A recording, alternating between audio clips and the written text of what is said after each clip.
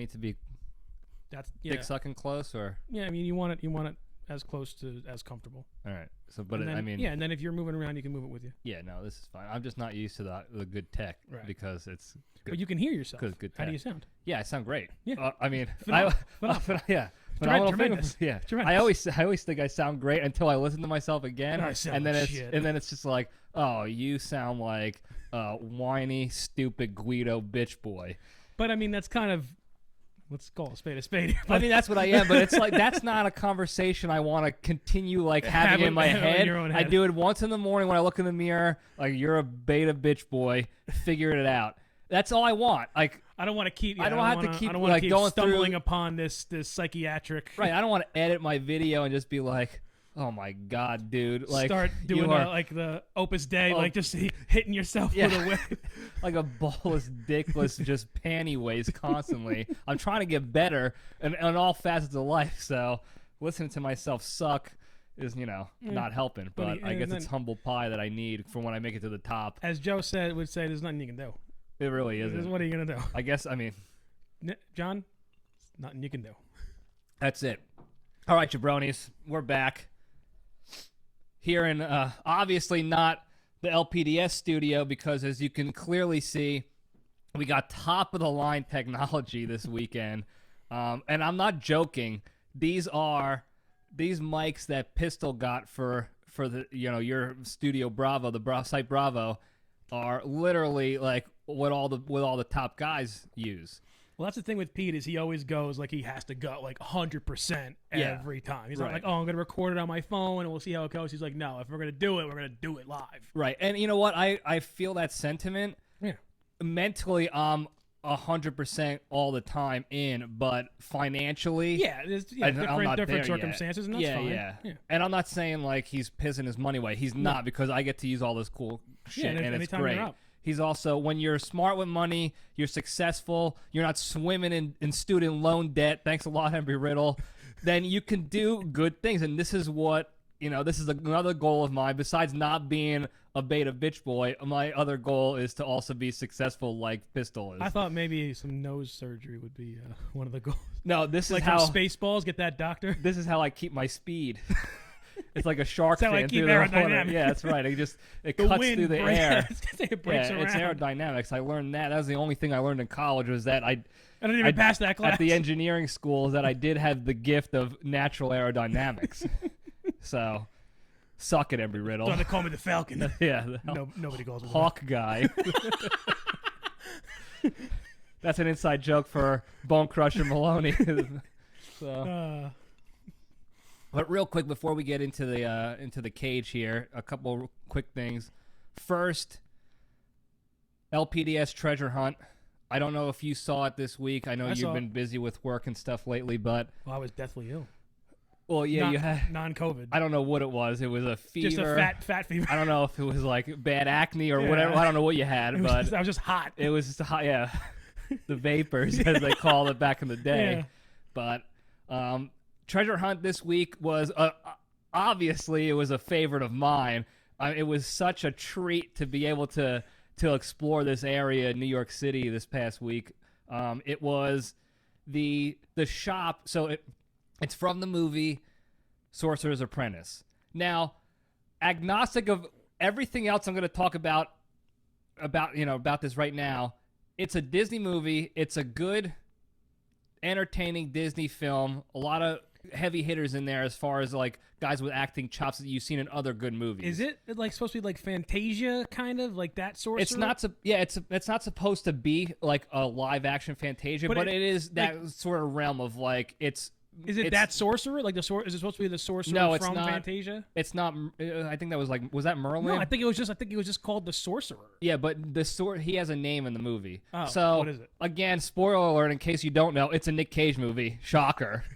But the photos I took were the storefront of Nick Cage's character Balthazar. Balthazar, not Balthazar. No, it is, Balthazar. but that's how I pronounce it. It was with a hard T. Yeah, hard TH. Yeah. It was his shop, and then I also got in the same run that I was doing that week. The final scene of the movie was in Bowling Green Park, which is right down the Is street. there like a big sorcerer battle? There was a battle between him and Horvath, which is a bad guy. He is who we were talking about earlier, that British guy with the Spaniard name. Oh, Alfred Molina. Alfred Molina. Yeah, I don't know if that's a Spanish name. So No, I think he's from Spain. But he's also got an act like a British accent, Yeah, right? I can't honestly. I don't know if it's real or if every movie he's in. He plays like a real Spanish guy a lot, and then he plays like a real British guy. He's just maybe. I think he's just that good. That's why I said there's a lot of actors that had a lot of chops in this movie, and he's one of them. And now a little quick trivia for everybody else. I know you know this, but if anybody can think of this off the top of their head, one of the first movies I've seen him in. Indiana Jones. Raiders of the Lost Ark. He was the first casualty in any Indiana Jones movie. That's right, yeah. Because he was like his little helper, but then he betrayed him and he stole the head of whatever, and then he got caught in the booby trap. That's right, yeah. And then he got, I don't know if it was, what was it like? Throw me the idol. It was like, how you doing to the head or something, or it was through the mouth, I forgot what it was. It was the spikes that came out of he hit the thing on the floor, and then the spikes. Trap, yeah, and then when he found him, he was like spiked against the wall, and then he took the idol back, and then... Of course, that French bastard. Yeah, Beloche. But that was sort of like if the Goonies went horribly wrong, it would have ended up like Molina. It was like adult Goonies. Yeah. Right. So anyway, he's in the movie. So that was the final scene where they were doing a bunch of sorcery, like the end of Harry Potter, just like wands and stuff. Yeah, it wasn't even just wands. It was the Tesla coils. It was Jay Baruchel kissing hot chicks out of his league again, like every movie he's in. Good for him. It was a good scene, good movie. Like Dragon Ball Z stuff, they were like throwing. Like, it was fireballs. similar. It was similar to that, actually. No joke, but it was a real treat to be able to run by those. I actually sent a real proud moment. It was. It really was when I went by it. The picture, as you can tell, they painted it back to or they got rid of the black paint because in the movie it was painted black the storefront, and it was back to white. But as soon as I saw it. You can immediately tell, like, we're here. We did it. Well, you have a sense. I think you have like a Nick Cage sense of like, oh, he's filmed here. It is. That's the ground. That's the thing. Not just aerodynamics in the schnoz. It's the extras, the Cage sense. Yeah. It's the nose, if you will. So, this week's winner, back on top, Wet Cat. So Phil Remy, he had a 2-week. Not really a hiatus. The first week was a hiatus because he was boycotting, because he thought there was some sort of dictatorship communist rule going on. And we debated that back and forth a little bit over a couple of scotches. And then he was back in, and last week he was bested, rightfully so, by a quicker hand, a quicker gun, if you will. But then this week it was almost immediate. In fact, he texted me after and said, I would have got it sooner, but I was in the middle of work directing air traffic. and I couldn't stop the 737 out of Atlanta to tell you Sorcerer's Apprentice. Right, he had to put his phone down to finish a quick coordination of air, and then he was back on to finish the fight, and he got it. He still beat everybody. Good for him, man. Now, what I did like, too, though, is in the comments, and this is one of my favorite things always, is when the shit-talking starts in the comments. And Phil, in true Wet Cat fashion, stoked the flames a little bit with, he dropped the comment. All he did was he just tagged my other friend, Justin Merrick, American Muscle on IG, who is a competitor. Do all you and your friends have wrestling names? Were you guys in some kind of Daytona Beach wrestling league? Like a wrestling club. Wet Cat versus American Muscle tonight. So, free wings. So American Muscle, he got tagged by Phil as a sort of like a Twitter gem, an IG troll, and that started a little bit of back and forth, which I fucking love. Sorry, Terrence Family Show. That was actually good. It was a few minutes in, so we're good. Yeah. Sorry, but anyway, I love sitting there drinking coffie. You love stoking the fire, yeah. And sometimes I'll even be tempted to kind of throw something in just so I can get more people back into the chat, into the shit talk realm. So, congratulations to the Wet Cat. Good work. Back on top. Let's see if anyone can knock him down a peg next week if I can find something. Again, this is not a guarantee every week. This is when I happen to see something that works as a treasure hunt after all. With his permission, your first T-shirt should just be like a very wet cat. It's just like a cat in a bathtub. I can Photoshop his jersey from baseball onto a very moist feline. Oh yeah, to a sopping wet, a sopping wet feline. Tabby cat, feral tabby cat, or like a wet like the Cheshire cat from Alice in Wonderland. Oh, that fat shit cat, with the big smile, like that with the jersey, but like everything's wet. The reason why he's the wet cat is because he looks like he's a constantly wet cat. That's one of the reasons. I don't get what that means. I don't know. Just like a skinny, like sopping wet looking pile of bones almost, but he's very sneaky. As cats tend to, especially when they're wet, they can squeeze into places. Yeah, so it's a compliment if anything, but we'll see. Hopefully maybe next week I'll get something else cool. Yeah. I'm trying to get up further uptown, and I know there's endless things up in New York that you can kind of check out. Yeah, go and if you're even in downtown, go to like Little Italy or something. Yeah, I'll check it out, but I want to see some stuff uptown, so I got to make a point to get up there. See if you can find. I mean, I'm going to ruin it now, but where Joey Zaza got shot. Oh yeah, I'll check that out. Yeah. But I'll post that as like a here's R.I.P. Joey Zaza. Joey, yeah, rip Jay-Z, the OG Jay-Z. So when he shoots it, he goes Zaza. Unforgettable. Godfather 3, go check it out. It's not the best one. If that was a standalone movie, people would be like, "This is a really good movie." So as a standalone movie, if there was no other Godfathers and it was just that movie, be like, "Hey, this is a really good movie." It got nominated still for all the awards. Yeah, it's a good flick. Yeah. But if everybody naturally compares it, they lump it in. Shocker. I mean, why wouldn't you? I mean, 1 is the best. Yeah, no doubt about it. That's what we should talk about today.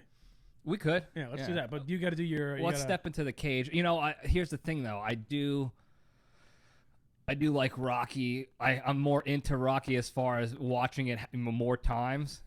So it's a lot better. I'm both. I mean, I've obviously watched both. And also, I just had a cage fact for Godfather and for Rocky.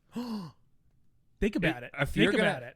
Are you want to give the fact? But like which movies are we going to talk about today? Because I have one for both. Well, let me do this. Let's get into the cage. Okay. And then it'll be a wild card. Okay. Because I have my own fact. It's different. It's not movie related. It's a pretty cagey fact, if you will. But let's just step into the cage and go. All right. Okay, let's run. All right. Today's cage fact is sponsored by Brian's Bologna to Go. When you're going on a long road trip and also happen to hate yourself and have no regard for what you put in your body, pick yourself up a pack of Brian's to Go bolognas and enjoy a few slices of the worst cold-cut deli meat since head cheese.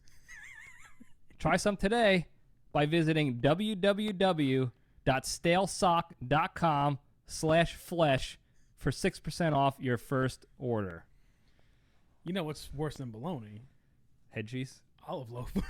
Well, so that's bologna with olives. Yeah, but it's bologna with extra stuff in it. It's extra stuff bologna. That is a very acquired taste and stuff. Because I like olives personally, but a lot of people don't like olives. Yeah. Now, if you lump it in with the worst most bland, most of Brian deli meat and cold cut out there, gross. I hate bologna. It's tough. I hate bologna. Tough. I don't mind it with a little mustard. And I think that's because it was force fed to us. I used to throw them out. I never ate them.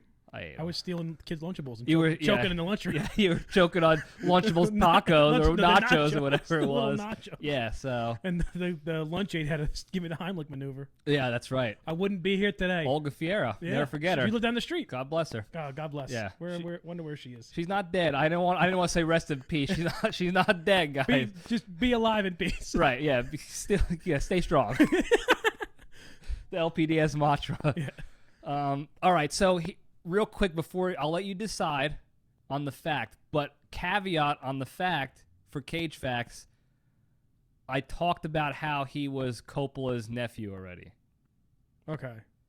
I don't know if that's going to drive, if that's going to take the Godfather thing away. No, because the other person he's related to is still in both movies, both series of movies. Man, I'm trying to think of this one now. I'm going to remember it. I'm going to kick myself in the ass. Just take a second. Who is in both Rocky as a major character and in Godfather as a major character? Their character gets bigger in 3 than it was in 1 and 2. But In still- Rocky 3? No, in Godfather 3, Oh. I don't want to give the gender, but in Godfather 3, this character has a It's bigger the gangster. role. No. It's not. It's not. I mean, he is in both, but he's not related to Nick Cage at all. Okay. Who's related to Nick Cage? A major character in Rockies 1 through 5. The first 5. Related to Nick Cage. I'm losing it here. Yeah. I'm already drunk. Let's think here.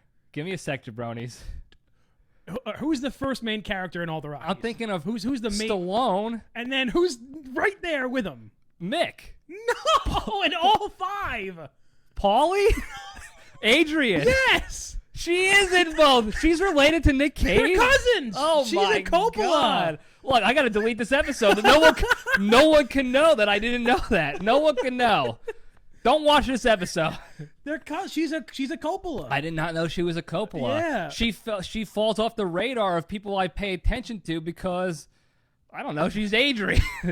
She died. She died. Did she die in both? No, she died in Rocky though. Yeah. But man, give us that was a good fact. That was a okay. fact. That's a fact, folks. Yeah, they're she's a Coppola. They're first cousins or second cousins. Yeah, they're cousins. Now, if you haven't seen The Godfather, which I'm sure a lot of people haven't that listen in, when I say a lot, I mean three of our 10 listeners. She was Michael's sister in The Godfathers. Michael Connie. Corleone. She was Connie in The Godfathers. Michael Corleone, played by Al Pacino. I gotta do better at explaining things for people because I had a whole 2.5-hour episode with the Wet Cat and Dangerous Davids talking about a bunch of Embry-Riddle baseball players and coaches that nobody knew. Yeah. And I didn't realize it until the next day when I was editing and crying listening to myself. But, I mean, we were drunk. I don't know if you could tell. We crushed that entire bottle of scotch we were drinking. You had a good time. It was fun, minus the sound quality, but good time. We got to do better at explaining. See, now this is good sound quality, but like we're not gonna have fun. No, it's not going to be nearly as fun. I'm trying to have fun here, but we also have business to attend to, Yeah. so we got to keep it sort of tame, sort of sober. But I mean, no, you don't have to. I just can't drink. But you have no. What business you got? yeah, well, and let's explain that. You're not an alcoholic. There's not some sort of an issue that you have where you were told by the courts you got to stop drinking or anything like If that. I wanted to keep my baby, Right. You're just on. You're trying to lose your baby if you want to go there. just taking a little time just for weight reasons. Yeah, you're 'Cause on a different path. Yeah. Which I'm on board on this path. I've been on board with it for quite some time now, and part of that path is staying healthy as much as you can, which is eating right, How is that, by the way? drinking well, Yeah. and Drinking exercise. well. Drinking well. Drinking well. How is It's that? really good. And you know what? I like it cold. Is that the Jeffersons or the Mictors? The Mictors. Is that Mictors? Is that what it's called? How it's pronounced? Yeah, it's called Mictors. They do rye and regular bourbon. This is the Mictors American. So Yeah, I'm a big fan of it. it's actually. technically not bourbon. This is going to sound really nerdy, but to be classified actually as bourbon, it has to be aged in a brand new, unused barrel. This has been aged in a previously used bourbon barrel. certified pre-owned barrel. Got it. certified BMW pre-owned. Right. But that's what makes it smoother and like sweeter. It's like got like a bunch does- of vanilla kind of notes to I it. won't say vanilla because I'm not good like that, but it was sweeter. Yeah, it's and sweet. I enjoyed it. Usually it's a little tougher for me because again, beta bitch boy, but I enjoyed it a lot. I should have brought the bottle with That's me. the stuff that I kill. Like I used to kill bottles by the day. Yeah, so maybe he was an have a alcoholic. I don't know. Maybe I there was a problem I gotta going call on. somebody. But yeah, there's but, a number here, folks. So she's a Coppola. And for those of you who don't know, Nicolas Cage, I'm sure what you said before, is a Coppola. It was a fact. It was a fact. Is a Go back Coppola. and listen to one of the old episodes. It might have been number 2 or 3 episodes. And Francis Ford Coppola, along with owning a very nice winery, That's obviously right. directed Good quality wine. Godfathers 1 through 3 and Apocalypse Now. Yeah, another good one. That was a very, very good. Wait, hold on. I'm trying to think. Is that? That was a Marlon Brando. I was gonna say that was the one with the Godfather With again, Marlon Brando, but he came in like 200 pounds overweight and like wouldn't learn his line, so he just started spewing nonsense, and so they had to film it to make it look like he was being philosophical, but he was just, "Are you an assassin? Yeah, it was. You're an errand boy." It was quite an experience. They should do that on that podcast. How did this get made? Just the Marlon that. Brando scenes. He just wipes his head. He's always like he's like wet. Yeah, he's always wet because he's like in Vietnam. It was a problem. Yeah, but except he was a fat. Yeah, he was a giant. He was fat. a fat cat. Yeah, he was a real problem. I'm surprised they even let him continue on making the movie. But I guess it's Brando and Coppola had a good rapport with him, and it worked out. So that's today's Cage Fact. Thanks for that for that surprise fact. I'll save mine for next week. Yeah, now you got a spare. Yeah, and it's a good fact. I mean, I'm loaded with spare facts all the time. Johnny, I think all the facts are spare facts. Yeah, they're all spare facts. They're all like just extra little crumbles of knowledge. They're all things that nobody really needs, absolutely, and it's just in my holster of things that are completely unimportant to everybody else but me. But anyway, let's move into the junction. And you know me, I didn't really I just like bullshitting with you. I appreciate you again letting me be here and taking advantage of the high tech and the professional situation going on. Pistol is not producing right now. He had to go take care of I am, and I some just stuff. noticed that I was spiking a lot when I was laughing. It was really loud, so you're gonna have to edit that down. I don't know. I don't know how to edit, so I'll figure. As you could tell by my videos, I don't know how to edit very well, so I'll figure it out. But yeah, thanks again for being here. I don't really have an agenda. I love talking about Rocky. We were talking about it beforehand. So let's do it here. Let this be the definitive. When people Google and they SEO search the best Rocky movies in order, let this be the place that they come. Let us give the definitive list in order of best Rockies. Okay. Now, unfortunately, and you're going to be really disappointed, I can't give a thorough list. I still haven't seen Creed 2. Excuse me, folks. I was for all the listeners in podcast land. I was drinking water when he was asking me that question. But those are I consider those asterisks as far as making the list. I like them a lot. Good movies. So are we just doing 1 through 5, or are we including Rocky Balboa? We can include them. We can include them into the discussion, but. If we're going like, I don't know what the word is because I'm an idiot. Like pure. If we're staying pure with it, it's 1 through 5. 1 through 5. It's just that's it. Yeah. The other ones are good movies. They're kind of standalone too. Yeah. Some of them, for the most part. But 1 through 5, we'll go through that one. Tomato sauce is coming back with a vengeance. Yeah. Well, that's That's what you're gonna do. Nothing you can do. There's nothing you can do. There's really nothing. There's very little you can do. But I think we can also break it down because there's certain movies. What are like the order of ones that are my favorite? The orders of the ones that I think are the best movies, like the best film, cinematography, script, best fights, and best like villain. Like those are all different. Like there's not one different conversations. Yeah. So I say first, let's get into in terms of like a film, like. How it was shot, the dialogue, like award-winning style films. I think it pretty much goes down the pipe of I think 1 is the best film. Yeah. Well, I agree with you, and it's tough for me to separate film versus Rocky action, right. Rockiness. But that's the difference between like as an art form, but as just like entertainment, Yeah. Like what's a better film? The King's Speech or X-Men. Like obviously, The King's Speech is a better like film in the artistic sense of the word, but like X-Men's more entertaining. Yeah, I mean, I would probably say something else. I just gave like a random example. Yeah, maybe like Bangkok Dangerous. Okay. Yeah, those are really artsy films. Have you seen it? No. Then shut up. How about that? Bring it over on VHS. Welcome to the Libretti Podcast Diary Show, bitch. No, so yeah, I agree. Especially the backstory going into how Rocky was made. What was Chuck Webner? Was that his name? Webner? Yeah. Webner? Yeah, I'm talking about Stallone himself fighting to get the movie made and... Fighting to star in it. They wanted to buy it from him, but they didn't want him to star in it. Right. And he sold his dog, Buttkiss. Yeah. And then ended up buying the dog back. He sold him for like $50, just and then to pay for something. Yeah. Yeah. And then when he got the movie going and he had some money, he went to go buy him back, and it was like they asked him for $1,000. Yeah, I forgot how much. Piece of shit. It was a lot of money he had to pay to get the dog back. Yeah, but they gave him like $50 for it, and then when he came back, they were like, oh yeah, $1,000 because like now you're, I guess, Mr. Big Shot or something. In the words of Michael Corleone from The Godfather, it was strictly business. So you got to respect the guy that kept the business. But I think how that film is shot, the overall score, the plot line, that's a standalone movie, and like a good, if that was a one-off, it's like, oh, this is a great drama film, you know, not like Raging Bull in terms of like the same kind of movie, but like just that kind of a solo drama story. Oh yeah, it stands on its own. It definitely does. Yeah. The only thing I might have changed to keep it standing on its own, like definitively, was maybe have him win at the end, or die. Like that's the only way it can be standalone. Yeah, or die trying. Yeah. And otherwise, it can absolutely be a standalone. I don't even think Stallone thought about, this is going to be a saga. Well, here's the thing: is like it makes no sense.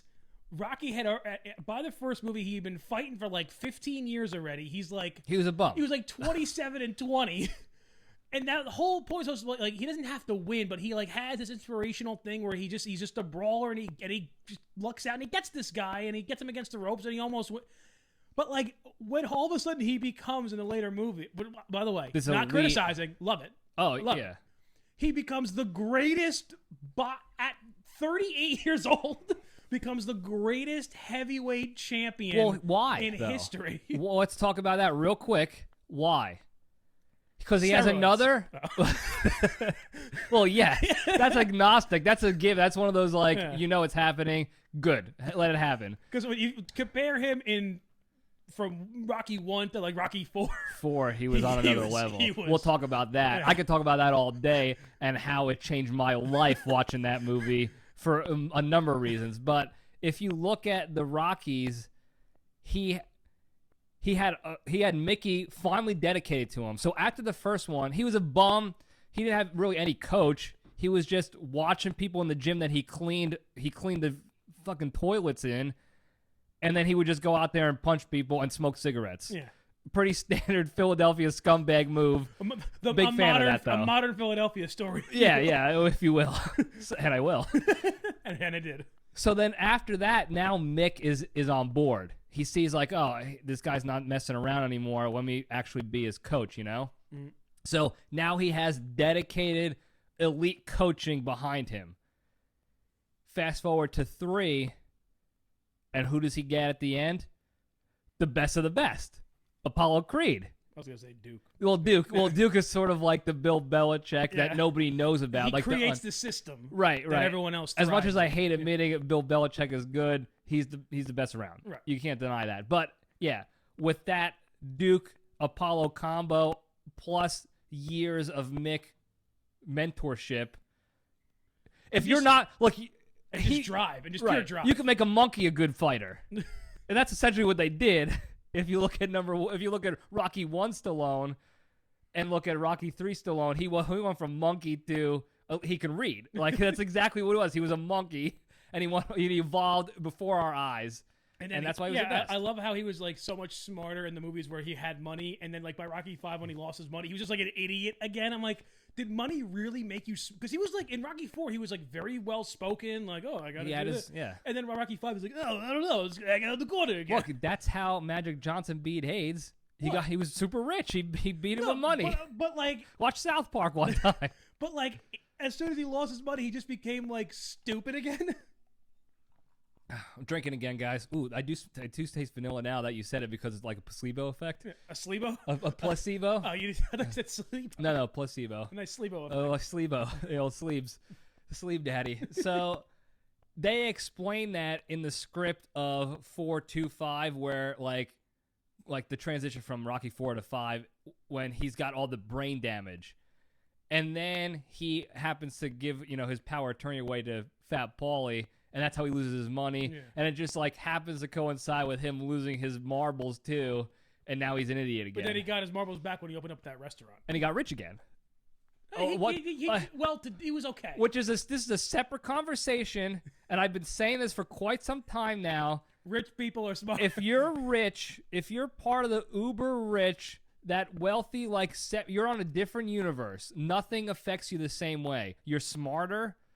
You have more security, more safety. No pandemics are going to touch you. No recessions affect you. Rich Rocky was a better Rocky. He was a better fighter. He was a smarter man. Poor Rocky, idiot. He actually, when he was at his poorest both times, I mean, I guess he didn't really do well.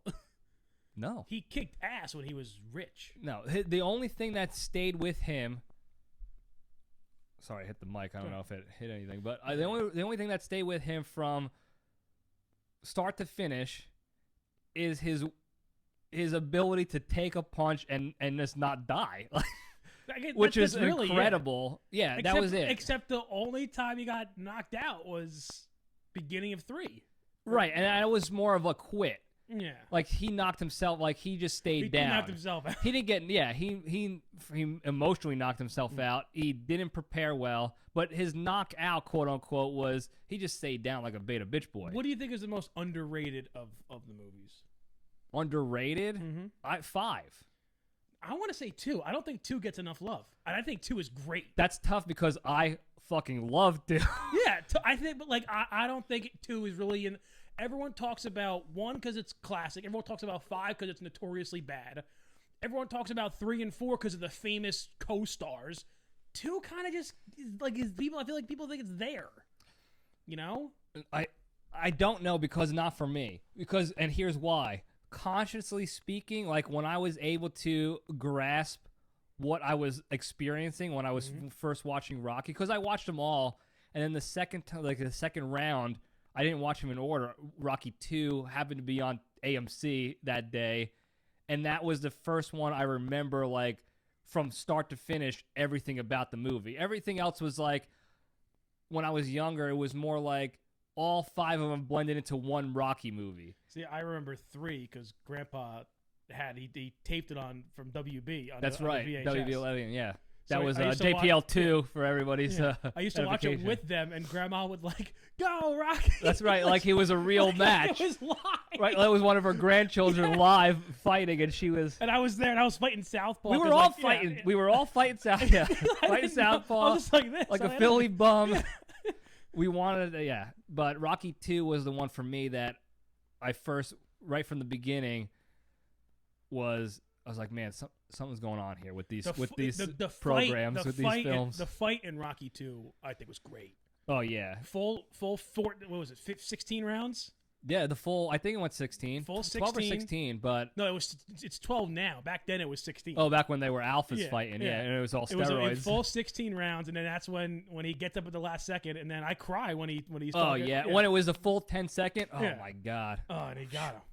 And Apollo Creed was. He was broken. He was in peak form before he wanted it. And that was what made it great, was that it wasn't just him like just dicking around like he did in the first one and not taking Rock seriously. Yeah.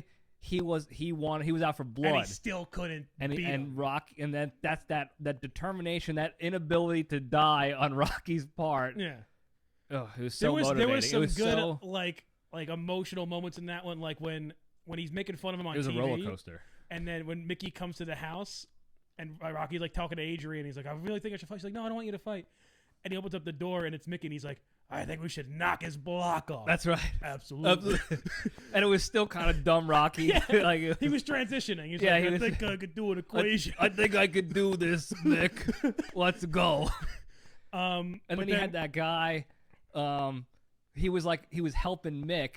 And he was the one slapping him on the abs during like the training and stuff. Oh yeah. But I don't ever remember his name. I never got it. I think it was uncredited. They never gave him a name.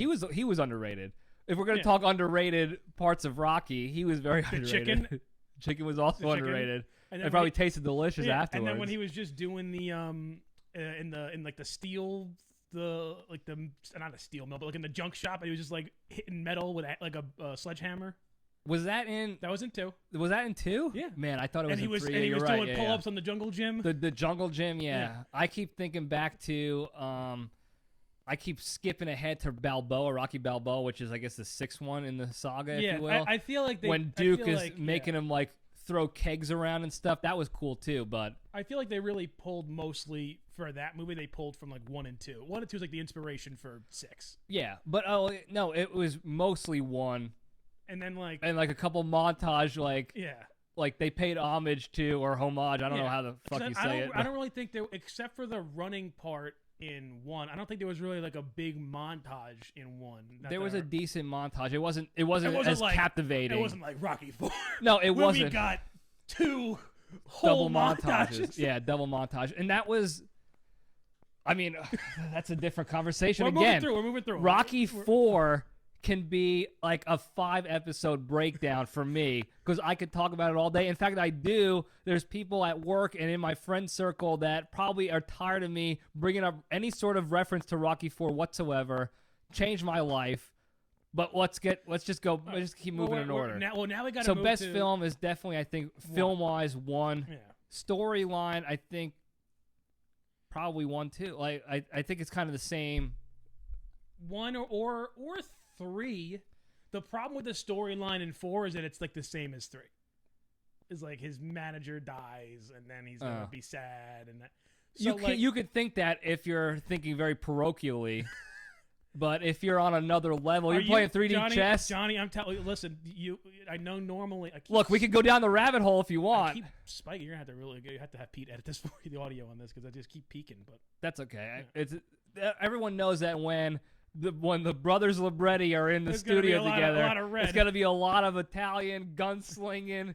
Listen, shit talking. Amongst your friends, you might be the Rocky aficionado and the go-to guy, but like you're in the big leagues with me here, pal. Oh right? Yeah. Like so, just know, like no, I know what I'm talking about. Here's my little tinfoil hat conspiracy when it comes to Rocky specifically.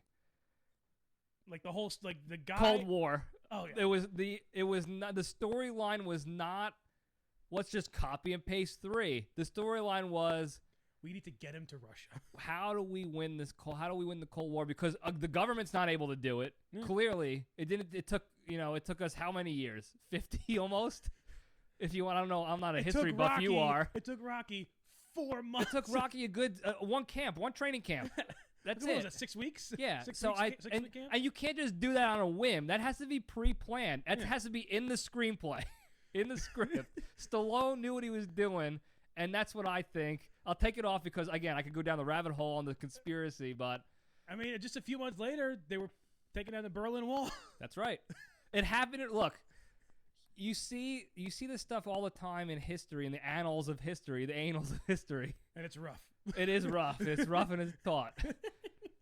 You see things that happen, like in what you think is just a movie or some, like, entertainment, and then in real life it actually happens. If you're using your brain, I'm hitting my brain here for the listeners, you gotta know they're doing that on purpose. The government is planting these people in Hollywood, just like Tom DeLonge, the Blink-182 singer. With aliens? He's like, with the aliens. He said the government went and pulled him aside into the Pentagon and said, hey. They pulled Tom DeLonge aside. Look, there's a 3-hour Rogan podcast that he's on. It's incredible. That's from like a while ago, though. Yeah, it is. But still, you got to go back and listen to how he walks you through this maze of how the government gives him the alien information to leak out to the public. Incredible story. Late night. Yeah, I don't want to. I don't want to divert too much into that realm because again, that's another hour-long conversation. Exactly. But back to storyline. Yeah, I mean, 3 storyline was good. It was good because he flew too close to the sun.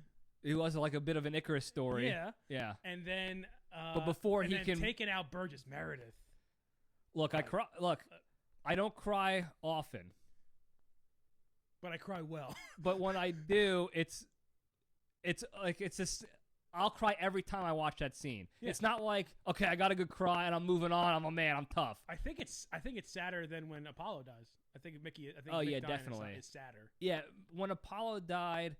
The first time I saw that was in the mishmash of when I was watching all the Rockies at one time for some reason. Like on 5 different screens? Yeah, and I was like, I was watching Rocky 1, and all of a sudden Apollo's dead. And I was like, So I didn't connect. Right. But the storyline didn't. But when Rocky 3, when he's sitting there and he's crying on top of his stomach. Oh my God! I'll get choked up thinking about it. I'm like, I don't cry. I'm gonna have to go work out now. And then he has they have the Jewish funeral for him. Oh my god, dude! I feel like that was done in 3 as an actual. You are tearing up, Jesus! You're actually tearing up because people don't understand how much Rocky affected my real life. Like, it shaped who I wanted to, like, what I wanted to be with my life, as far as like the kind of person, the kind of like unrivaled work ethic, like I wanted to work harder than everybody. And I wanted to end communism all across the world. And guess what? I'm well on my way. We're getting step by step, brick by brick, as Dave Portnoy says on Barstool. Brick by brick, we're getting there. But I oh feel my like god, dude! In 3, it was made as like supposed to be an emotional moment to set up this character arc and to, like the kind of Joseph Campbell mythology, like the climax and the hero's journey and the tragedy that needs to come to make the hero more, whatever. I feel like in 4 it was just put there as now he has like a revenge. He can have revenge against Drago without having to fight him first. Like there's revenge built in without having to have a previous fight. It's easy, and it's a little bit easier. It's a smoother transition. Yeah, it creates more of a drama for the fight, whereas in Rocky 3 it created more drama for the movie because Mr. T didn't kill Mickey. No, Mickey's bad heart killed Mickey. He was also 100 years old. I mean, let's be honest. If you look at Mickey, from Rocky 1, he must have been a World War I veteran. Burgess Meredith, he was older when he was in he was in that episode of The Twilight Zone when he gets like locked in a library. No, he gets locked in a safe during the end of there's an apocalypse. And then Mickey? What's going on? What's going on? No, I'm gonna save Rocky. He's like a book nerd, and his wife's always nagging him, whatever. And he accidentally gets locked into a bank safe, and then the apocalypse happens, like a nuclear war happens. The bank safe opens, and he's like the last one left on Earth, and he's like so happy to be by himself. And he finds a library. He's like, I'm going to spend the rest of my life reading by myself. And as soon as he sits down to read his first book, he breaks his glasses. And then he decides to become a boxing coach. And he just starts going finding whoever's left in the world and training Teach him how to box. Because he can't read Rocky. anymore. Yeah, Mad Mick. Somebody make that movie. One of the uber rich, make that movie immediately. I'll sign on as young Mick. I'll be young Paulie. You could be young Paulie. I'm probably approaching Paulie's age in the first one. I'm probably getting there. No. Paulie is perpetually 48 years old. No, in the first one, don't forget the first one was, 78? So that's 40-something years ago. He's not 80. He looked it. I gotta... He looked perpetually 40-something years old. What's that actor's name? Why can't I think of his name? Paulie. Well, what was his name? I don't remember. Paulie from Rocky. Here we go. Not Burgess Meredith. That's Mick. Burt Young. Burt Young. That was Burgess Young. Burt Young was born in 1940. So he was like 38. 48. No, he was 38. He was born in Queens. Perpetually 48.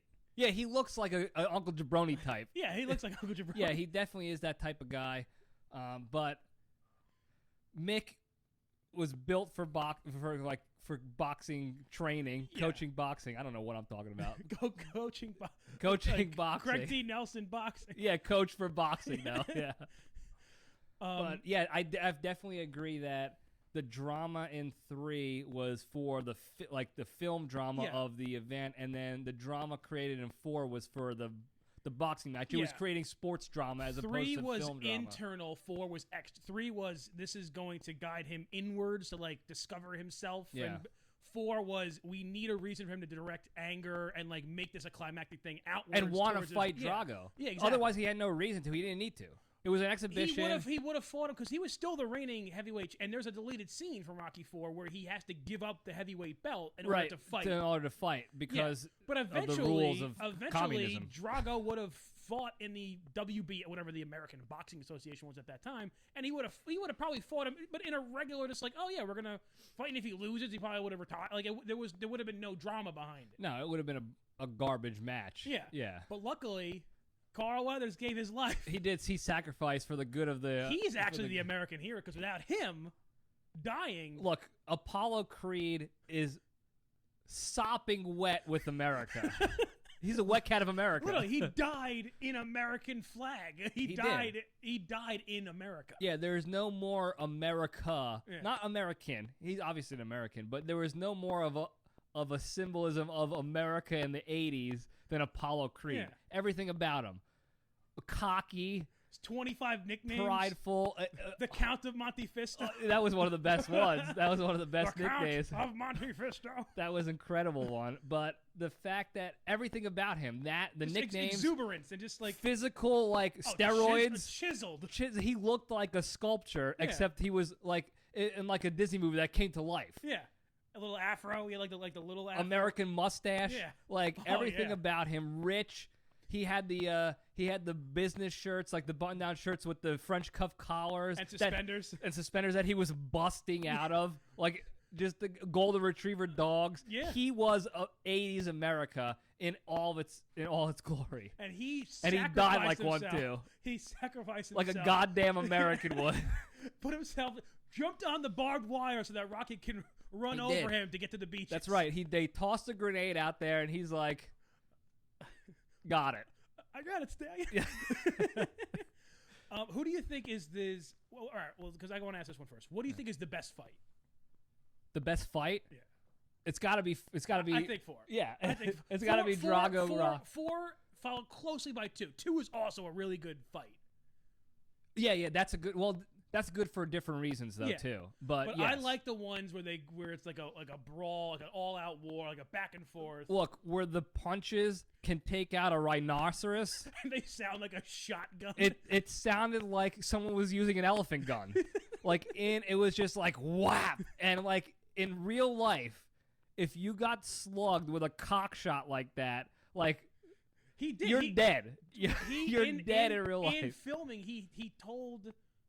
Dolph Lundgren to punch him in the chest for like one of the filming things. One of the scenes? Yeah, and he punched him in the chest and he like broke like the chest like cavity the around the heart. And his heart started filling up with fluid. He had to be in intensive care for 5 days. He literally broke his chest. See, and that was the thing, was that if you just watch the movie, you don't know that little tidbit. If you just watch the movie, you're just thinking, there's no way human beings can live and like can be okay from this and go 12 rounds. 16. Oh, it's 16. I keep forgetting we're back in the golden age. Back in the America days. Right, back in the Apollo Creed days. But and then you hear this information in real life. It did almost kill a guy. Like that's how forceful it was. And Dolph Lundgren at this point, he was an actor. He wasn't a professional boxer. He was an actor who had I think like 2 PhDs. He's a smart dude. He's like he's a mechanical engineer or something like that. And chemistry. Like he's a super smart guy. But he was just a monster. Yeah, he was on another level. But I think you're right. I think that's best fight. I think best villain though. I think it's Mr. T. Mr. T is without a doubt. You can't call Apollo Creed a villain. He was an antagonistic character. Yeah, but he was like. You didn't hate him. Even after both fights, there was a respect factor between both as competitors. Even after he lost the belt, he's like, "All right, you got it." And then you never really hated him. No. He was just like he was America, right? Apollo Creed, we count him Monte Fisto, but Clubber Lang was such a piece of shit. He was one. I keep hitting the desk and knocking the. It's okay. Like we're having an earthquake here. I've been doing it too. This is gonna be the worst filmed one yet. It's the best technology. Yeah, that's fine. It's gonna be the worst filmed one. It's gonna look like one of those like those Born Identity films where they're just shaking the camera like a bunch of assholes. It's more realistic this way. Oh yeah. It's like the camera's on his ass. Yeah, it's like an action movie. It's an action podcast. Idiots. But Clubber Lang, there's no doubt about it. He's got to be the best villain in almost any 80s action movie of any type. Sport. Yeah, he's up there with like the best of them, man. Oh yeah, and he's up there with the guy from Cobra Kai. What's his name? He's definitely better than that. Johnny? Yeah. I forgot his last name. Put him in a body bag, Johnny. Yeah.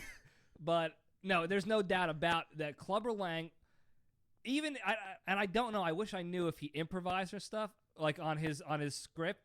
I don't know. I don't think he did, and here's why. I'll tell you in a second. But his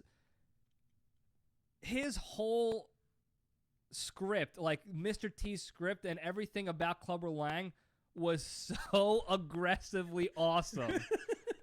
Every line, his training was angry. It was all like it was just Mr. T. Like they dressed him like Mr. T dresses. They made him say things that Mr. T says. Would say in real life. Yeah. They just like made him Mr. T. One of the best like shit talks. He was one of the best in the game, like the best to ever do it in shit talking. He was the Muhammad Ali of like in terms of like shit talking and rabble rousing. But the one in particular scene when Rocky is quote unquote announcing his retirement, like every athlete did, announce their retirement and then come back eventually, and he's back for 30 more years. Right? Yeah, for an entire career more. He starts jawing at Rocky a little bit, and then what does he do? He calls out Adrian. Right, VFR direct to Adrian and goes, "Hey woman, and it's not just that, which is so disrespectful. And like to say that it's to such any an woman, alpha move. It's such a derogatory, like a disrespectful shitbag alpha move. Like though. to say that to somebody you don't even know, "Hey woman," but to say it to like this guy's wife in front of people, yeah, in front of everybody, in front of the husband, and he doesn't just say, "Hey woman," he says, "Why don't you come back to my place and I'll show you what a real man is." That was an unbelievable shit talk. You can't get away with that crap. Because guess what? The worst you could do is fight him, and that's what he wants. That's what he wanted. That's exactly what he wanted. It was a 3D chess move. So unheard of and so aggressive too. It wasn't just like, wow, that's a smart move because he wants to fight him, so this is the way. It was too much. It was almost too much. It was so aggressive. It was so out of left field because he was always a shit talker. You could tell, like in his interviews in the movie and all that stuff. And then he still goes right after Rocky in that same scene, and then he's just like, "I'm not messing around, bitch." I'm gonna boom, take right to I'm Adrian. Gonna take your belt. I'm gonna take your woman. And he wanted to destroy him. He wanted Rocky to be alive, but destroy him, like to kill him in that way. Yeah, he wanted to torture him mentally, physically, emotionally, everything for about no it. reason. Like Rocky never did anything Nothing. to him. There was no motive behind it. He was just an animal. Do you know a little bit of like I guess the fake backstory that they never really examined in the movie, but they did examine it in that stupid Rocky video game that you had for. I guess it was PlayStation. PlayStation, I rented PlayStation 2. No, you stole it. We have it. We still have it somewhere? It was somewhere. It's somewhere. Oh yeah. I didn't steal it. I rented it and then never returned it. That's stealing. No, because if you rent a car and you don't bring it back, 10 years later the place closed. So who am I returning it to? Okay. Blockbuster. It was rent. I rented it. For the record, for all the Chinese listening to us, I rented it. What was I gonna say? In the game. Oh, he was in prison in Chicago. Like that's where, and he fought in like a prison league. That's where he learned to box. They wanted to loosely connected. I don't care. I don't need the backstory to Clubber Lang. I just need more Clubber Lang. But here's a good tidbit. This is real life with Mr. T. He actually, before filming that scene, when he read the screenplay, and this is what scene? The shit talking. The shit talking scene? This is why I think it was not so. He wasn't improvising. He calls his mother to let her know, "Hey, I'm gonna be disrespecting a woman in this scene. Are you like asking for permission? Can I do this?" And she was just like, "Look, it's for a movie. Like you're an adult. You're Mr. T." She's almost mad at him, like, "Yeah, you're a grown up. What are you calling me for?" Right. And what is great about that is that he has separately. He has his own little Mother's Day like song that he sang. You can look it up on YouTube. It's a music video of him singing about respecting your mama. But it's great to know that in real life, it wasn't just Mr. T. It was the real. I don't even know his real name. T. JPL2. Our grandpa knew his name, but I forgot. Like I can look it up, but I forgot. He knew it by heart. Like he didn't have to look it up. There was no internets back in the day. I wonder how he knew it. Because he knew everything. But like, how did he know? I don't know. He saw it on WB11 when he was filming. When he was recording. Turode? That's it, Lawrence Turode. Yeah. But he called and asked his mom for permission to do that scene. And let me tell you something. You finish it. I just want to say, if his mom said no, I don't know how that movie would have turned out. There would be no. It would just be like, "Hey, I'm gonna get you." Like, it would just be another shit talking guy running his dick sucker for no reason at the boxer. It's like we've seen it 1,000 times. Yeah. But what he elevated his game, or descended, if you want to go, I think people will argue it was below the belt shot. First of all, it worked because he got in Rocky's head. He got him all riled up, and then he beat his ass. He beat the shit out of Rocky. Yeah, there was no better move. Yeah. And I don't care who you are. You could dog on Clubber all you want. that he was best villain. Yes, he was definitely a villain. One of the top characters, no doubt. I Pity the Fool was first uttered in Rocky 3. That's where it was created. That's where he created. Unbelievable. But And it was all clever. But then there's a really weird part in one of the interviews when they're getting ready for the second fight, where they're interviewing and he's like, "No, I don't hate Balboa, but I pity the fool." And he's like, "No, I don't hate him." I was like, That makes it such so a much mental more sick. mind. Yeah, it's so more oh, you don't even hate him. He was like a psychopath. Yeah, he was. He's like, I have no feeling for him. I feel bad for him because he's such a beta bitch boy. Don't go wasting your punches. Yeah.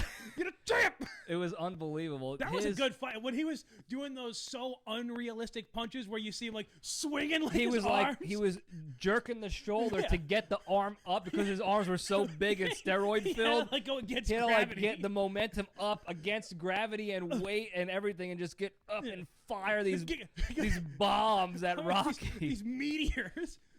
Now, and Rocky was once again wearing them, wearing these shots, just getting fed. Yeah, just giant cement block hurting just bombs, giant bricks, and he was just. He had a plan. That's it. That was his smartest fight because he was rich. One of the smartest because he was rich. He was at the top of his game money wise. Most underrated villain.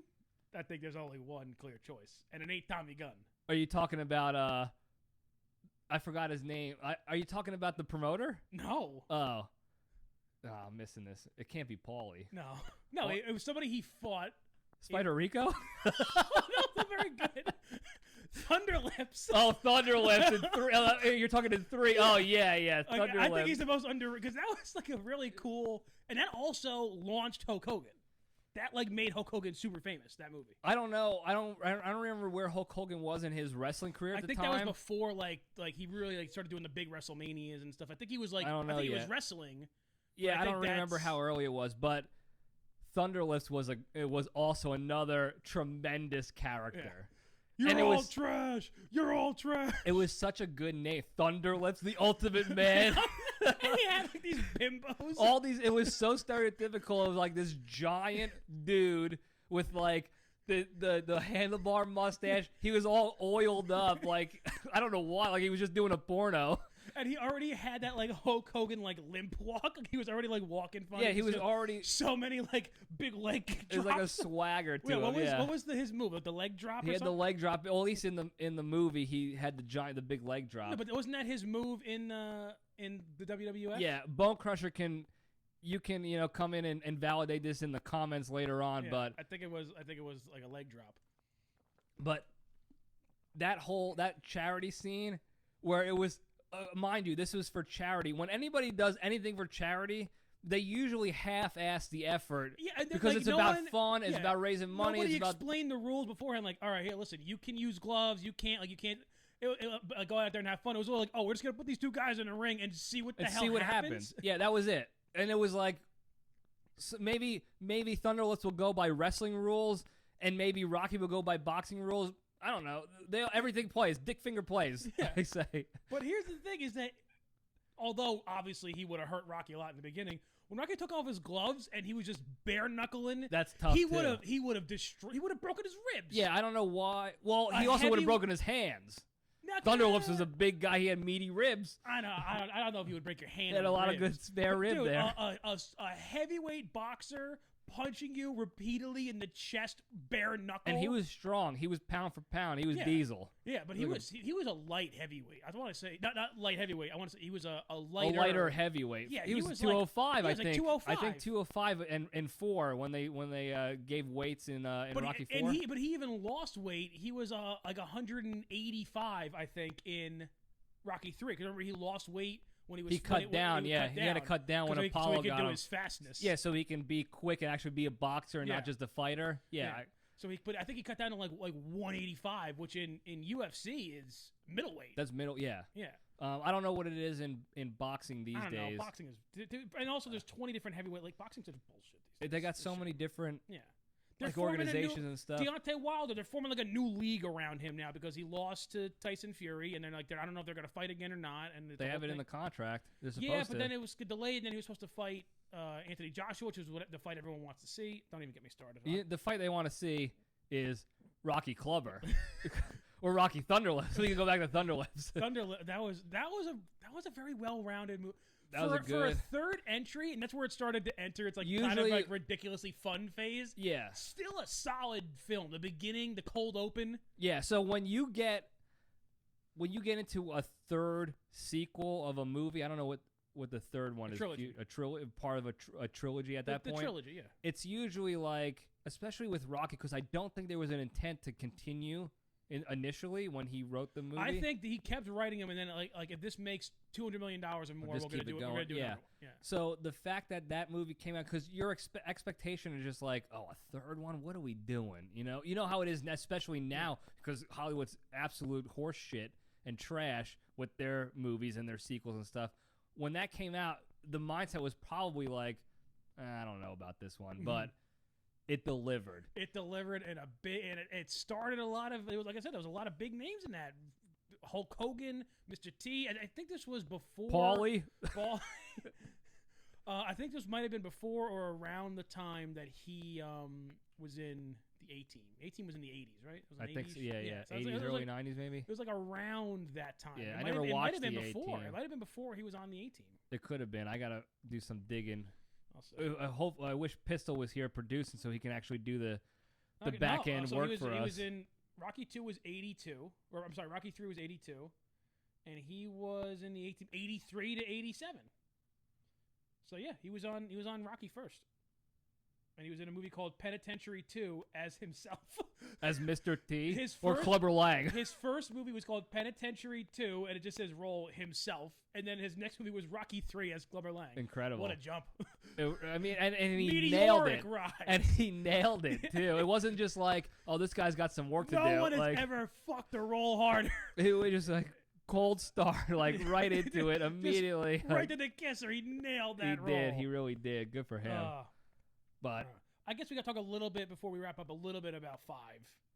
Yeah, well, we haven't even touched 4 yet, really. I mean, we should have a whole 4 we should watch 4 and like take notes. Let's preface this real quick for everybody.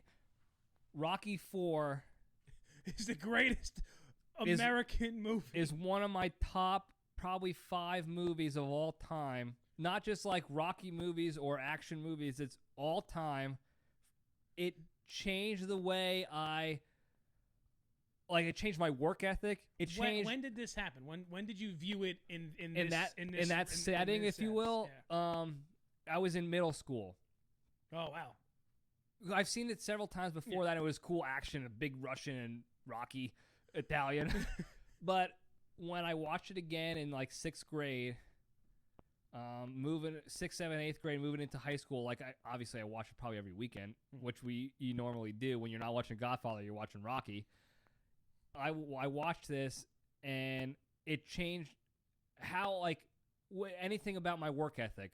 Like I'm still a bit of a bitch, but I used to just find any excuse to not want to do something that I didn't want to do. Like, oh, I'm hurt, I'm sick, anything. Like, my knees hurt. Oscar Schlotters, whatever beta fucking bitch move that I can make to get out of doing something I didn't want to do, I said it. Right.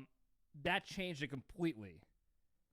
Then it changed the way I thought about physical fitness. Well, that's separate. Yeah, that's separate. It changed the way I thought about physical fitness, and that's when I started any sort of actual exercising at all. I bought a pull-up bar, the one that you put in the door. Yeah, I remember it. It was in our door for. It was in our door. Yeah, we shared the room, and it was in Montville, New Jersey's the house we rented in that white, that lime green. Not even lime green. It was like a shitty mint green, like a watered down mint. It was bullshit. With our World War I bunk beds. Right, with WW1 bunk beds from JPL1. Yeah. He slept on them in Italy. He must have. And I hooked that bitch up, and then we had this bookcase in our room that I would put. I didn't have any special pads. I would put a bunch of towels down because it was a hardwood floor, and I can get my feet underneath that bookcase in a way that it would brace me, and I would just do sit-ups. Oh, like he was doing when he was in the barn. In the train. I wanted to be able to. I tried to once when no one was home. I tried to hang on the pull-up bar Like, you know how he was hanging off the side of the barn and doing sit-ups that way? I tried to do that. It didn't work out. And I broke something. I fell. But so I did the sit-ups on there, and then I did pull-ups. He was jacked. Shredded. He was shredded. He was shredded. Yeah. Drago was jacked. Drago was jacked and shredded. Yeah. So it changed that for me forever. Like, I still work out, and I think about every time I want to, like, call it a day or whatever, I just think about Rocky in Russia training. And I'm just, and I immediately but he had a reason to be doing that. He had a dead friend vengeance like driving him. Yeah. You just have the fact. I had a reason. What was your reason? It was because I wanted to be like Rocky. Well, you gotta kill a friend, and then you gotta right. But it made me, and that was a thing too. It changed my mindset. And I know this is just a movie, and it sounds fucking ridiculous that like world, a movie has this much influence on me. But it changed my mindset to I didn't need a revenge or a specific motivation.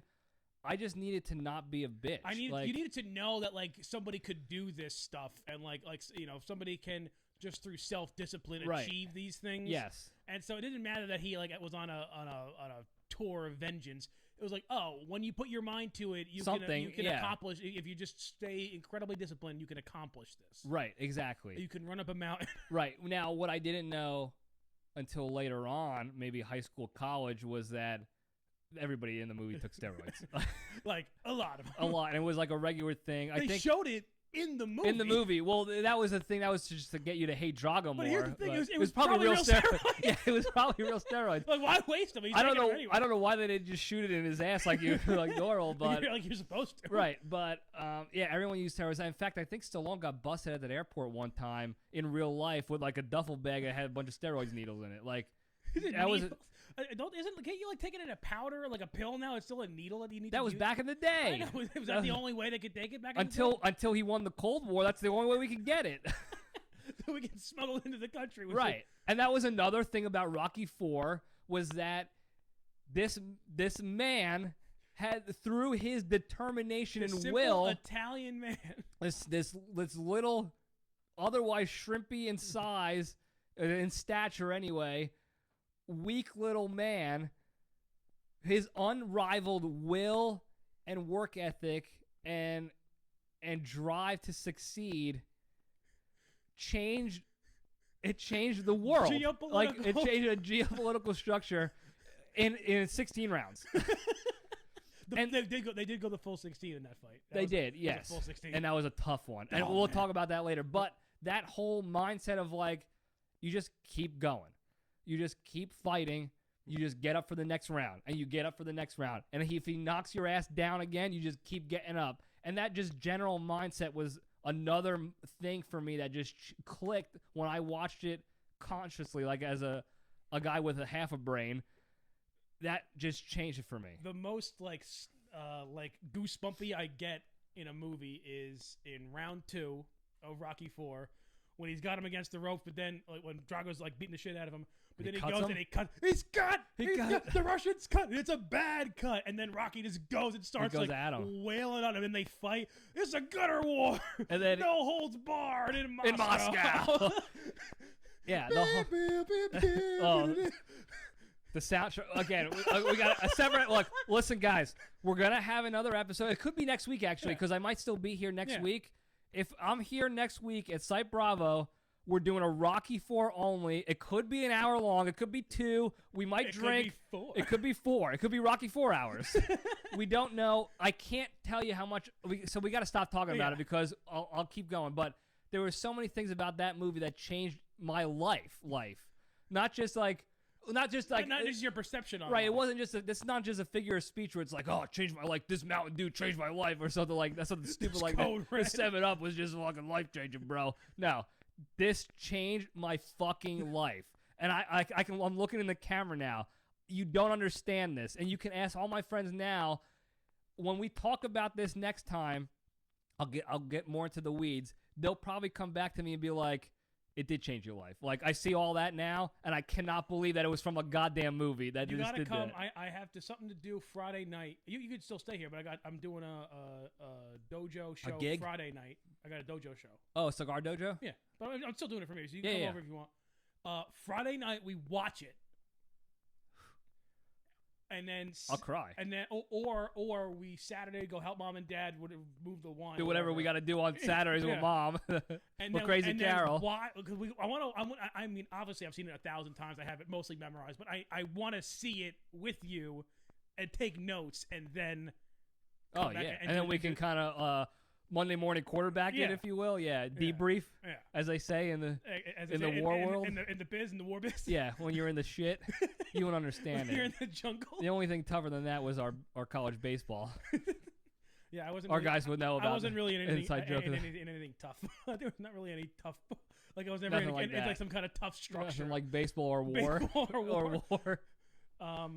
But we're hitting about a minute 10. An hour? An hour 10. A minute 10? It felt like a minute. I could talk about Rocky all day. Goes like that. Once again, I don't think people understand how much I can talk about Rocky. It sounds so stupid. It's like, how is a stupid movie about an idiot Italian have just so much impact on another idiot Italian? This is how. That's exactly how it works in the world. So I say next week we try to do Rocky 4 hours. Yeah, well, not a full 4 hours.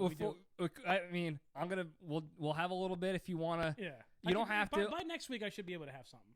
Yeah. We'll just check with your AA sponsor and see if you get your chip. Maybe you can. He's still apple picking. Yeah. So maybe we'll have Pistol back to do some back shop producing and Google I know searching. for a fact. I think maybe he's seen Rocky 1 once. Yeah, he's definitely not in it, which is fact. fine. Again, I don't judge people. No, it's not. I can't because there's some things that people judge me on, like the fact that Rocky 4 changed your life. Yeah, like the fact that I'm wearing a Magic Bar Illusions Magic Bar tank top right now. You just try to give them some press.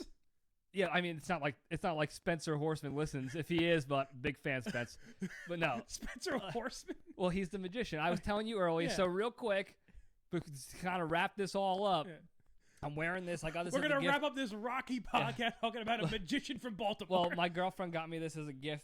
So we were talking earlier about this Magic Bar in Baltimore. It's a bar. Baltimore? Yeah. Nobody gets that except for us. It's Al Pacino's in Scarface. But anyway, Illusions Magic Bar is a bar that they do a magic show. They call it a comedy magic show, and Spencer Horseman's the magician. He does a full hour plus of magic on the. They actually have a theater behind the bar that you go to. Really good show, good magic, good jokes. Like it's for adults. It's not for kids. It's not like a shitty tchotchke magic. Like, is this your card? No, he's good. And it's really he's fun. Cutting people in half. Yeah, it's really fun, entertaining. His father was actually the Ronald McDonald for Big McDonald's. He was the guy. So, whole story about him. I love going there. We used to go all the time when it was open. It's now doing virtual shows because of the China virus. So he does the virtual show, which is fine. But we used to go all the time whenever we could on a weekend, and when my girlfriend and I were around to actually go. So I got this shirt. But what I was getting at with that is that people were judging me on stupid shit like the fact that I like to go to magic bars. But it's not like it's like a little kid thing. It's like a grown up. Like there's other grown ups there. It's like but it's not like it's like a convention of a weird thing. It's like there's this cool ball. It's like a stand up show. Yeah, but I also understand that people are not going to get it. Yeah, so I get that people won't understand Rocky like we do. In my head, I'm sort of like, "Fuck you, bro." Sorry, Terrence. But also, I have to step back, try to give the benefit of the doubt, like I usually try to do anyway. At least on the show, behind closed doors. Here's what we should really try to do: is we should really try to find. I think Mom and Dad still have my VHS copy of Rocky 4. We should watch the 4x. We should watch it on pure original VHS. That's baby. the only way to go. That was obviously the only times we watched it. Or try to find a laser disc of it. Oh, an LD. Yeah. An LDD, laser disc daddy. So hopefully next week I'll try to make it happen. We'll do a Rocky 4. I don't know, recap? Yeah. A discussion, whatever. I am excited. I want to do it right now. But we can't, so I get it. We got to prepare for it. It's got to be put together right. Yeah, we got to do it right for the fans, really for us, because that's all I care about. We got to order some t-shirts. We got to order some shirts. I don't have any shirts with me that are. No, I do have I can order them and then they'll be here. Yeah, that's true too. I do have my Rocky Run shirt. I'll see what I can find. All right, we'll try to get themed tank tops. I'm not wearing a tank top with these man boobs. I think you should. And get the Muslims seeping out, or maybe this is hoodie season. Maybe just throw up after your meals the rest of the week. I know I'll look nice and I'll lose another 30 pounds. Right? Yeah. And I'm going to get canceled for making jokes about eating disorders and all that. Whatever. It's a joke. Fuck you guys. So I don't think your 6 followers are really going to cause a stink. Yeah, they're not going to Vice magazine. No, you know who will? You know who will check me on it though? Francesca? Dom Delapia. So I'll get an nasty email from that, which I deserve. Got it. Thank you, Dom. I appreciate it. So Dom's plumbing and lighting. Yeah, and drywall work. Union Local 147. Dom Delapino. So next week we'll do that. Thanks a lot for listening. We covered a lot. We talked for a lot. It's got to be over an hour almost. Well over an hour. So thanks for listening in. Another long episode. Don't forget, follow all my shit. Libretti Podcast Diary Show on YouTube, Apple, Spotify, Anchor. YouTube's got the comments up, locked and loaded, so please comment in there. I try to respond to them all or like them all or get the conversation going. At LPD_show on Instagram. That's where I post the treasure hunts and any sort of stories and posts and updates to the show. That's where the comments run wild. Yeah. So please go on there. I also post on my Facebook, but you got to be a friend of me. Otherwise, it's private, so too bad if you don't. Who wants to be a friend of yours? I don't want to be a friend of me either. Yeah. So I get it. You got a friend in me. That Will Sasso's version of what's his name? Not Paul Newman. It's Randy Newman. Randy Newman. Paul Newman, Randy. Paul Newman makes same caliber of skill set of Newman. Same caliber of Newman. So not to be confused with Newman. Who's the premium? Who is he's the preeminent Newman. He's the alpha Newman. Yeah, he is the alpha Newman. But yeah, go on my Instagram, and that's where you can drop all the shit talks. Those are my favorite. The shit talking and the back and forth between the fans. Everybody knows it's in good fun. Which I also appreciate, that there's a mutual respect and an understanding that we're all having fun here, and that's what makes it so great and so entertaining, is that we got complete strangers coming into the same circle and just enjoying a good time, and I want to keep that going. I want to grow that, so comment everywhere. Submit a review on the Apple Podcast. I read those. You can put any name you want, so you can make up a name and make me try to guess who left a comment. A couple of those are pretty funny. When I say couple, I mean I only got 4 total, so that's good. Yeah. That's good too. Yeah, you're growing, man. Yeah. And if you don't like the show, dislike it. Click the dislike button, the thumbs down. I like that shit too. I like haters because haters fuel me, as they did Rocky, to be better than all you sons of bitches. So. And on that, and we'll get into that Rocky 4. So thank you again. I love you guys, and stay strong. And I was talking to your mother just the other night. I told her I thought you were an asshole. She said, yes, I think you're right. And all